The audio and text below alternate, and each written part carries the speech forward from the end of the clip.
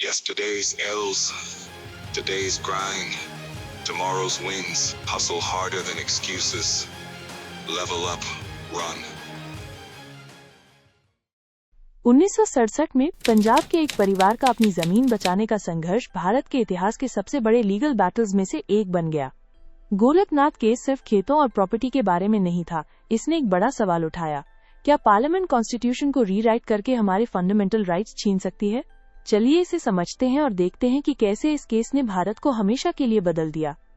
मिलिए हेनरी और विलियम गोलकनाथ से, दो भाई जिनके पास जालंधर, पंजाब में 500 एकड़ से ज्यादा उपजाऊ फार्मलैंड थी। जिंदगी अच्छी चल रही थी जब तक 1953 में Punjab security of land tenures act नहीं आया। इस कानून ने लैंड ओनरशिप को सिर्फ 30 एकड़ प्रति व्यक्ति तक सीमित कर दिया, बाकी जमीन को सरप्लस का लेबल देकर सरकार के लिए ले लिया। गोलकनाथ परिवार के लिए इसका मतलब था कि उनकी जमीन का एक बड़ा हिस्सा उनसे ले लिया जाएगा। उन्होंने चुपचाप ये सब बर्दाश्त नहीं किया। गोलकनाथ परिवार कोर्ट गए, ये दलील देते हुए कि ये कानून और इसके पीछे के कॉन्स्टिट्यूशनल अमेंडमेंट्स उनके फंडामेंटल राइट्स का उल्लंघन करते हैं। आर्टिकल 19 के तहत उन्हें प्रॉपर्टी रखने का अधिकार था। आर्टिकल 14 के तहत उन्हें समानता का हक था। उनकी लड़ाई एक बड़े विचार पर टिकी थी।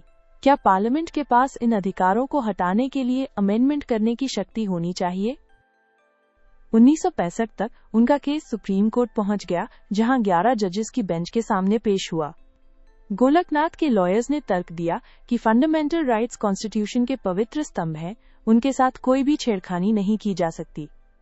उन्होंने आर्टिकल 13 का सहारा लिया, जो कहता है कि कोई भी कानून जो इन अधिकारों का उल्लंघन करता है वॉइड है। उनका मुद्दा, इसमें अमेंडमेंट्स भी शामिल होने चाहिए। सरकार ने जवाब दिया, पार्लियामेंट कुछ भी अमेंड कर सकती है, रिफॉर्म्स लाना हमारा काम है। ये व्यक्तिगत अधिकारों और सरकारी शक्ति के बीच एक टक्कर बन गई। बहस गर्म हो गई। गोलकनाथ के वकीलों ने तर्क दिया कि अगर आप पार्लियामेंट को हमारे अधिकारों के साथ छेड़छाड़ करने देंगे तो कॉन्स्टिट्यूशन में क्या बच जाएगा? सरकार ने जवाब दिया, अमेंडमेंट्स आम कानून नहीं है, वो आर्टिकल 13 से ऊपर है। दाव बहुत बड़ा था। 27 फरवरी 1967 को सुप्रीम कोर्ट ने अपना फैसला सुनाया, एक बहुत ही करीब के 6 वर्सेस 5 के डिसीजन में। चीफ जस्टिस सुब्बा राव ने मेजॉरिटी जजेस की तरफ से कहा, पार्लियामेंट कॉन्स्टिट्यूशन को अमेंड करके फंडामेंटल राइट्स को कमजोर या खत्म नहीं कर सकती। ऐसा कोई भी अमेंडमेंट जो एक नागरिक की फंडामेंटल राइट्स पर किसी भी तरह की बाधा उत्पन्न करे वो अमान्य होगा। एक ऐतिहासिक फैसला। कोई भी अमेंडमेंट जो ऐसा करने की कोशिश करेगा वो आर्टिकल 13 के तहत रद्द कर दिया जाएगा। ये गेम चेंजर था कई मायनों में। लेकिन इसमें एक ट्विस्ट था। कोर्ट ने इस नियम को प्रोस्पेक्टिव बनाया, मतलब ये सिर्फ भविष्य के अमेंडमेंट्स पर लागू होगा। मौजूदा कानून जैसे पंजाब का लैंड एक्ट वैसे ही रहे।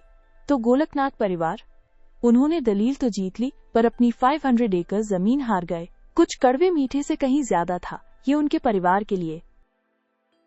चलिए समझते हैं कि इसका सबके लिए क्या मतलब था।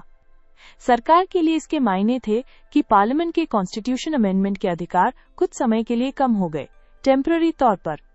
वो ऐसा कोई अमेंडमेंट नहीं ला सकते थे जिससे नागरिकों के अधिकारों के साथ टकराव हो, पर वो इस बात से खुश नहीं थे। 1971 में उन्होंने 24th अमेंडमेंट के साथ जवाबी वार किया, ये कहते हुए कि हम कुछ भी अमेंड कर सकते हैं, अधिकारों समेत। गोलकनाथ परिवार के लिए इस फैसले का अर्थ था कोर्ट में उनकी जीत, लेकिन इससे उनकी सारी जमीन नहीं बची। एक बड़ा हिस्सा सरकार के द्वारा अधिग्रहण कर लिया गया, क्योंकि सुप्रीम कोर्ट ने इस फैसले को गोलकनाथ केस के बाद का एक प्रोस्पेक्टिव रूप में दिया था। गोलकनाथ परिवार के लिए ये एक कानूनी जीत थी, पर यह उनके परिवार के लिए एक व्यक्तिगत हार थी। भारतीय नागरिकों के लिए इस केस ने एक बहस की शुरुआत की। आखिर शक्ति किसके हाथ में है, पार्लियामेंट या जुडिशरी? इसने 1973 में केशवानंदा भारती केस के लिए भी रास्ता तैयार किया, जिसमें पहली बार सुप्रीम कोर्ट को कॉन्स्टिट्यूशन का बेसिक स्ट्रक्चर डिफाइन करना पड़ा, जैसे लोकतंत्र और नागरिकों के अधिकार जिन्हें कोई अमेंडमेंट छू नहीं सकता। अंत में हम ये निष्कर्ष निकाल सकते हैं कि गोलकनाथ केस एक ऐसा फैसला था जिसने देश पर एक गहरा प्रभाव डाला। एक परिवार ने अपनी जमीन खो दी, लेकिन हमारे अधिकारों की रक्षा में मदद की। सरकार को एक वेकअप कॉल मिला और नागरिकों को एक मजबूत कॉन्स्टिट्यूशन। ये बलिदान, शक्ति और न्याय की लड़ाई की कहानी है। यही है गोलकनाथ केस की विरासत, जो आज भी भारत के कोर्ट्स में गूंज रही है। आप क्या सोचते हैं? अधिकार या सुधार? अपने विचार नीचे कमेंट सेक्शन में शेयर करें और अपनी यूपीएससी की तैयारी को मजबूत करने के लिए हमारे चैनल को सब्सक्राइब करें। धन्यवाद।